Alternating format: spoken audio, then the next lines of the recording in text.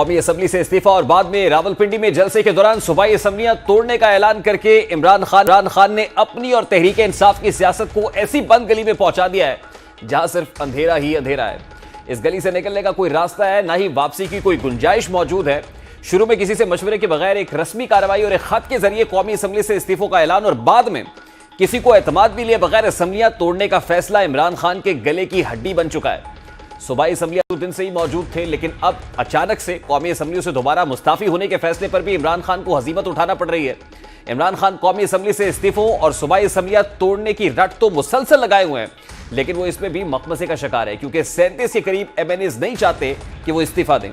कल स्पीकर कौमी असम्बली के सामने पेश होने के फैसले पर पीटीआई ने यू टर्न लिया क्योंकि 37 के करीब अरकान कौमी असम्बली ने इजलास में शिरकत से माजरत कर ली थी, जिसके बाद आज तहरीक इंसाफ के वफ्द जो स्पीकर कौमी असम्बली से मुलाकात के लिए पहुंचा। अब ये मुलाकात पहले से तयशुदा थी, लेकिन फिर पार्टी के दो सीनियर तरीन रहनुमाओं जिनमें परवेज खटक और शाह महमूद कुरैशी शामिल हैं, उन्होंने इस्तीफे के लिए स्पीकर से मुलाकात से माजरत की। पार्टी जराये के मुताबिक शाह महमूद कुरैशी और परवेज खटक ने पार्टी की क़यादत को वफ्द के साथ पेश न होने का पैगाम आखिरी वक्त में भिजवाया, जो इस बात का वाज़ेह सबूत है कि इस्तीफों के मामले पर तहरीक इंसाफ की जो सीनियर क़यादत है उसमें इंतहाई सख्त नौयत का इख्तलाफ मौजूद है। जराये के मुताबिक परवेज खटक इस्तीफों की बजाय मुस्तकबिल में इंतखाबात पर बात के लिए वफ्द का हिस्सा हो सकते हैं क्योंकि वो इस्तीफों के और शाह महमूद कुरैशी पार्लियामान में पहले ही वापसी का इंदिया दे चुके हैं। अली मोहम्मद खान भी इस्तीफों के हक में नहीं है और वो इस बात का इजहार पहले भी कर चुके हैं। परवेज खटक और शाह महमूद कुरैशी की माजरत के बाद इमरान खान भी परेशान दिखाई दे रहे हैं और परेशान होना फितरी बात है और वो हुए भी हैं। और इसी परेशानी को दूर करने के लिए उन्होंने शाह महमूद कुरैशी और परवेज खटक को लाहौर बुलाया ताकि उनसे इस्तीफों के हवाले से वाज़ेह मौक़िफ़ ले लिया जाए। दूसरी जानिब आज परवेज खटक और शाह महमूद कुरैशी की गैर मौजूदगी में साबिक स्पीकर कौमी असम्बली असद कैसर की क़यादत में पीटीआई के वफ्द ने स्पीकर से मुलाकात की। इस वक्त में साबिक स्पीकर असद कैसर, साबिक deputy speaker Qasim Suri, PTI chief whip Amir Dogar, साबिक वजीर ममलिकत डॉक्टर शब्बीर कुरैशी, फहीम खान, अताउल्लाह खान, अमजद खान न्याजी, ताहिर इकबाल, जाहिद अकरम दुरानी और कुछ दीगर लोग शामिल थे।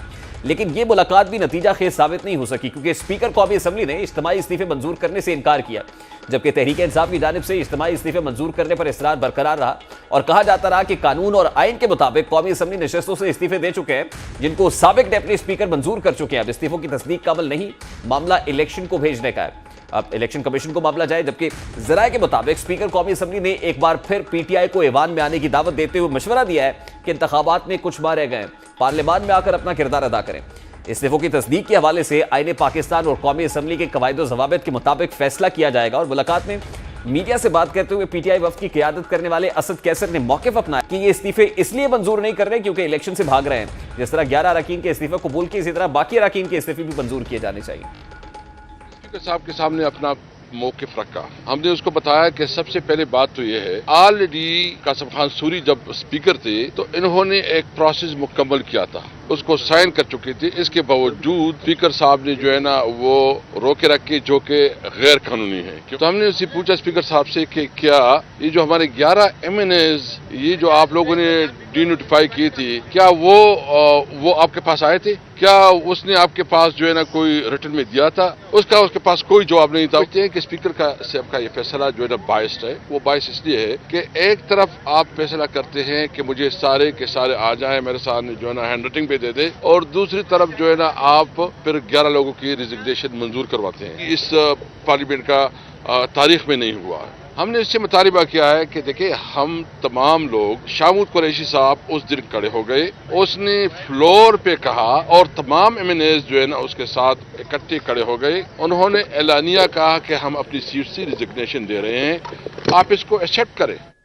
इस मुलाकात में पीटीआई वफ्द को उस वक्त सख्त हजीमत और हैरानी का सामना करना पड़ा जब स्पीकर ने उन्हें बताया कि उनके कुछ अरकान उनसे खुफिया राब्ते कर रहे हैं। असम्बली ज़राए के मुताबिक 6 अरकान ऐसे हैं जिन्होंने उन्हें खुद फ़ोन करके बताया कि इस्तीफों पर उनके दस्तखत जाली हैं। 22 अरकान ने स्पीकर को टेलीफोन करके इस्तीफे कबूल ना करने की दरख्वास्त की।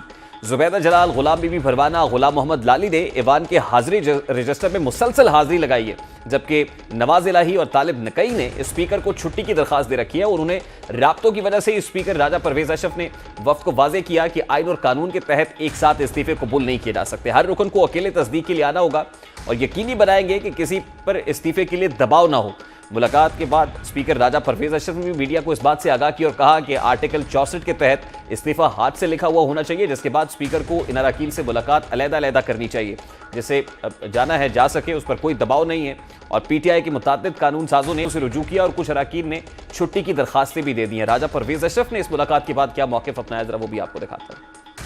Article 64 of the constitution of Pakistan की शिक में यह है कि इस्तीफा जो है वो हाथ से लिखा हुआ होना चाहिए। इस्तीफा देने वाला मेंबर जो है वो अपने हाथ से इस्तीफा लिखेगा। रूल में यह है कि वो जिस वक्त इस्तीफा स्पीकर के पास आता है तो स्पीकर उस मेंबर को बुलाएगा। आज उन्होंने फरमाया कि 127 लोगों ने जो है वो इस्तीफे दिए थे। मैंने उनको कहा कि बहुत सारे आपके दोस्त जो थे जिन्होंने इस्तीफे दिए, उनमें से कुछ लोग तो कोर्ट में चले गए और हमें यह तासुर दिया गया था कि ये तो हम हुकूमत पे दबाव के लिए इस्तेमाल करेंगे। कुछ लोग हाउस में आकर चले गए हाजिरी लगवाकर। आप ईवान के अंदर आए, आपने जो बात करनी है वो आप ईवान के अंदर करें, यहाँ आपकी आवाज ज्यादा मुवस्सर होगी। को मैं दबाव समझता हूँ क्योंकि इनके अपने पार्टी के लोगों ने जब फोन करके कहा, जब हाजिरियां लगवा ली, जब छुट्टी की दरखास्तें दे दी, तो फिर मैं इस पोजीशन में नहीं हूँ कि एन ब्लॉक किसी के इस्तीफे मंजूर करूँ। जब मैंने उनसे कहा कि मैं दोबारा खत लिख दूँ तो उन्होंने कहा कि हम अपनी पार्टी से मशवरा करके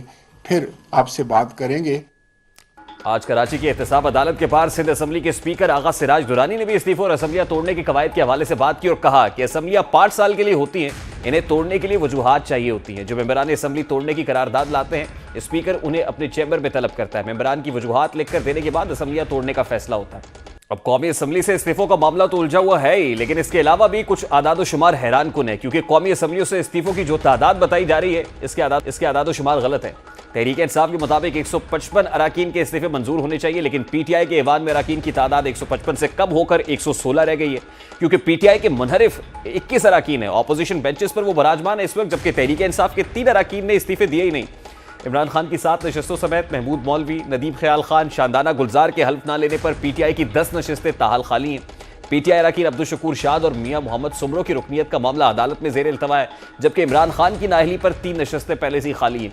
चेयरमैन पीटीआई इमरान खान के ऐलान पर 116 अरकान कौमी असम्बली दोबारा मुस्ताफी होंगे और दूसरी जानिब पंजाब असम्बली में भी वज़ीर आला के एतमाद के हवाले से पर पूरे एतमाद दिखाई नहीं दे, क्योंकि ज़राए के मुताबिक पीटीआई के 9 अरकान बागी हो चुके हैं और इन बागी अरकान के बारे में इमरान खान को भी बता दिया गया है। ज़राए के मुताबिक चेयरमैन तहरीक इंसाफ ने इन बागी अरकान को बनाने के लिए शाह महमूद कुरैशी और उमर सरफराज चीमा को टास्क सौंप दिया है और 2 जनवरी के इजलास में शिरकत न करने वाले अरकान को सख्त कार्रवाई का इंदिया भी दे डाला गया है। और तहरीक इंसाफ के दावों और हकायक में जमीन आसमान का फर्क दिखाई दे रहा है। यहाँ सवाल तो चेयरमैन तहरीक इंसाफ इमरान खान के हवाले से उठता है कि जब उनकी पार्टी की सीनियर लीडरशिप ही इस्तीफों और असम्बलियां तोड़ने के हक में नहीं है, तो वो क्यों इस मामले पर जिद किए हुए हैं? क्या उनका मकसद सिर्फ और सिर्फ इक़्तिदार का हुसूल है? और सवाल तो ये भी है कि इमरान खान अपनी जमात को एक जमहूरी जमात बताते हैं, लेकिन एक जमहूरी जमात के मंशूर के बरक्स वो सलाह मशवरे के बगैर अपने अहकामात और अपनी मर्जी को ही क्यों हरफ आखिर समझते हैं?